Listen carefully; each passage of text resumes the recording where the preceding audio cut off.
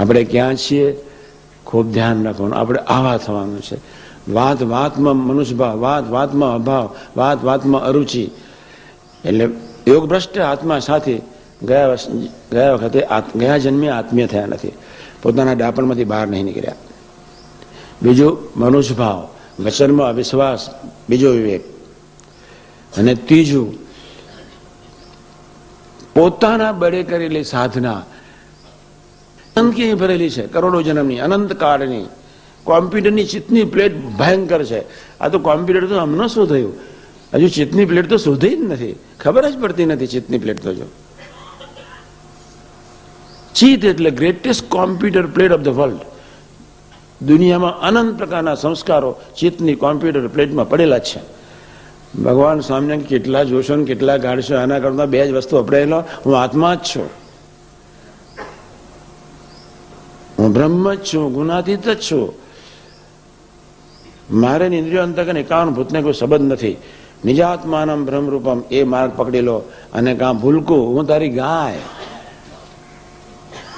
પ્રભુના જ કેવળ બળે જીવે ભૂલકું. પછી માયાનો ગમે તેવો ગંદો પ્રવાહ હૃદયને છે વહેતો હોય, પણ એનો રંચ માત્ર ભાર ન રહે, એનું નામ ભૂલકું. બીજી બાજુ પેલો આત્મનિષ્ઠ પુરુષ, બ્રહ્મનિષ્ઠ પુરુષ, હું આત્મા જ છું, મારે તંત્રને કોઈ સંબંધ જ નથી. આ વિચારમાં ધરતી પર જોવા જેવું કઈ વસ્તુ જ નથી. ગંદકી છે રજોગુણ, તમોગુણ ને સત્વગુણની. માયાની ગંદકીમાં શું જોવાનું? અરે બધું ઘણું પ્રભુ જોવાના છે. કોઈ બ્રહ્માંડ દેખાડશે બેઠા બેઠા એકી સાથે. ટીવીની બી જરૂર નહીં પડે. ખોટા ટીવી પર ફાંફા મારીએ છીએ. પેલો આત્મા એ શુદ્ધ થાય, એ પ્રભુનો બને, એ બાળક હાથ જોડીને જીવતો થઈ જાય, એ નમતો થઈ જાય, સંબંધવાળાનો નમતો થઈ જાય. ભૂલે છો કે જાને અજાને બપોરના 4 વાગે ઊંઘમાંથી ઉઠાડી દે જય સ્વામિનારાયણ, તો બી એટલો જ અહોભાવ રહે. નમતા રહેવાનું છે, નમતા. ત્રીજો પહેલું છે બીજાના ગુણ અવગુણમાં પડીને નપાસ થઈ જઈએ છીએ. બીજું અવિશ્વાસથી નપાસ થઈ જઈએ છીએ. અને ત્રીજું પોતાના દોષો ફસાઈને ઉદાસીનતા અને બેચેનીમાંથી દેશ છોડી દઈએ છીએ. નહીં થાય, જતા રહેવું છે, મરી જ જવું છે. પછી શું? આવતા જન્મે તમારો લોચા નહીં તમારી જોડે સાથે? આનું આ બ્રહ્માંડ આવતા જન્મે છે, એના કરતા સાફ કર ધીમે હાથ જોડીને હું તારું ભૂલકું મંડી પડ. કા નિજાત્માનમ ભ્રમભ્રમ કરી અંતકરના ઇન્દ્રિયો અંતકરના પ્રવાહને બાજુમાં રાખીને દરરોજ સવારના પર ધ્યાન કરીએ. મારા હમણાં અમેરિકા જતા મને કોઈ કથા વાર્તા નહીં, 7 દિવસની શિબિર ફરી પછી ત્યાં જવાનું છે. આ બધાને બોલાવવાનો છે. અંતકરણનો એ વિચારોનો શુભ વિચારનો ભાર ન રહેવો જોઈએ અને અશુભ વિચારનો ભાર ન રહેવો જોઈએ. સંસારિક સુખનો બી ભાર ન રહેવો જોઈએ અને સંસારિક દુઃખનો બી ભાર ન રહેવો જોઈએ. સંસારિક માનનો વર્તન વલે એનો બી ભાર ન રહેવો જોઈએ અને સંસારના અપમાન થાય એનો બી ભાર ન રહેવો જોઈએ. સામાન્ય ઘરનું બધી વ્યવસ્થા, સંસારિક નિશ્ચિંતાનો ભાર ન રહેવો જોઈએ અને સંસારિક ચિંતાનો ભાર ન રહેવો જોઈએ. એનું નામ ભૂલકું કહેવાય. આપણે એવા થવાનું છે. નહીં સુખનો ભાર, નહીં દુઃખનો ભાર. એક જ ભાર, ધામ ધામે મુક્ત સનાતન છે, દિવ્ય છે. છેલ્લાનું 38, લોયા 18, પંચાળા 7, પંચાળા 4, લોયાનું પહેલું, પ્રથમ 24.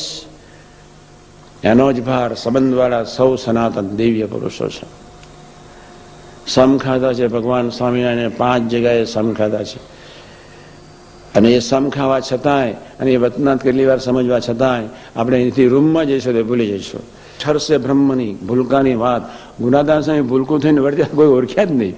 કેવું ભૂલકું થઈને વર્ત્યા, કેવું થાબડી દૂર બેઠા હોય. મહારાજ વાતો કરતા ઘણી વાતો ઘણી સેવામાં બી હોય. દૂર બેસીને આમ જોયા ગયો. કેવો અદભુત પ્રીતિ, બાપ રે બાપ. 490 મને સંકલ્પ નથી ઉઠ્યો.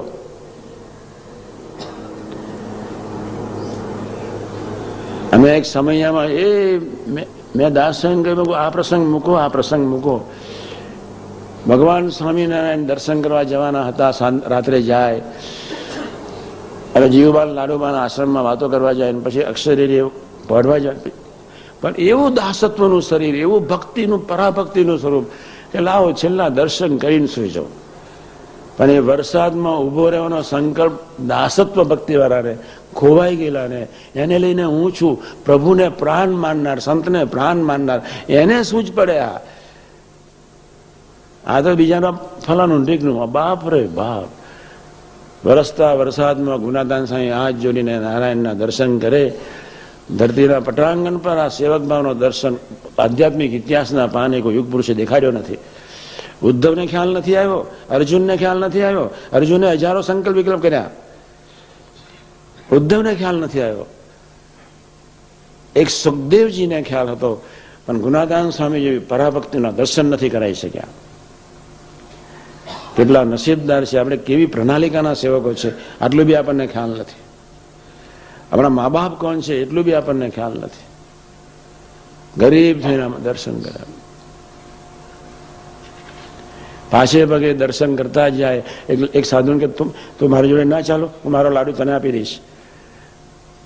તે પેલો લાડુ મારે દોડે અને ગુનાદાન સામે દર્શન મારે દોડે પાછલે પગે. કેવા ભૂલકો થઈને વર્ત્યા છે. કા આવી રીતે હાથ જોડી દો એટલે આ ક્યારે સાફ થઈ જશે ખબર નહીં પડે. અને ક્યાં બુદ્ધિથી જ જીવવું છે તો ત્રીજો વિવેક પાકો કરી નાખો કે મારે અંતઃકરણના પ્રવાહ અને પ્રભાવને મારે ખબર એને રાખવાની નથી. એનો એક પ્રવાહ છે અને એનો એક પ્રભાવ છે. ખૂબ મોટી કૃપા છે પોતાના દોષનું દર્શન. છેલ્લી વાત કહી દઉં.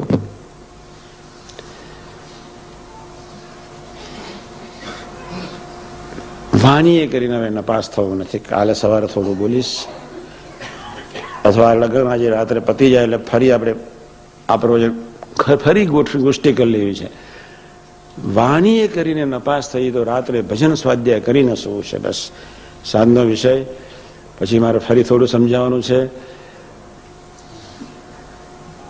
એટલે દરેક વ્યક્તિએ નિમિત્ત થવાનું છે સેવામાં, ક્રિયારૂપ થવાનું નથી, નિમિત્ત થવાનું છે. અહીં જેટલી દિવ્ય સામગ્રી અહીં ભેગી થશે ત્યાં કામમાં આવવાની છે. દિવ્ય સામગ્રી એટલે સુહૃદ ભાવ, દિવ્ય સામગ્રી એટલે ભૂલકુની અવસ્થાથી બધાના દર્શન ને સેવા, દિવ્ય સામગ્રી એટલે ગુણગાન, દિવ્ય સામગ્રી એટલે પોઝિટિવ લાઈફ પ્રથમ 18 દિવ્ય સામગ્રી એટલે તુહીનો પગાર. ધરતીના પટાંગણ પર 3 વીર પુરુષો ભાગ્યા. મૂર્તિને ચૂસી એકલવ્ય, મૂર્તિનો પ્રભાવ પ્રગટાવી દીધો. 3 વીર પુરુષો ભાગ્યા કે મૂર્તિને આખી રાખી ઉતારી ગઈ. ગુરુએ છોડી દીધા તો બી ગુરુનો અભાવ ન લીધો, અરુચિ ન લીધી. આખી શક્તિ અર્જુન કરતા ટોપ બનાવડી થઈ ગયા. અર્જુન સાથે રહ્યો તો બી એકલવ્ય જેટલી શક્તિ પ્રાપ્ત નહોતી કરી શક્યા. અર્જુનને વિચાર ઉઠ્યો કે કૂતરાનું મોડું સીરી દે એવો કયો બનાવડી હશે. એ તાકાત અર્જુનની નહોતી.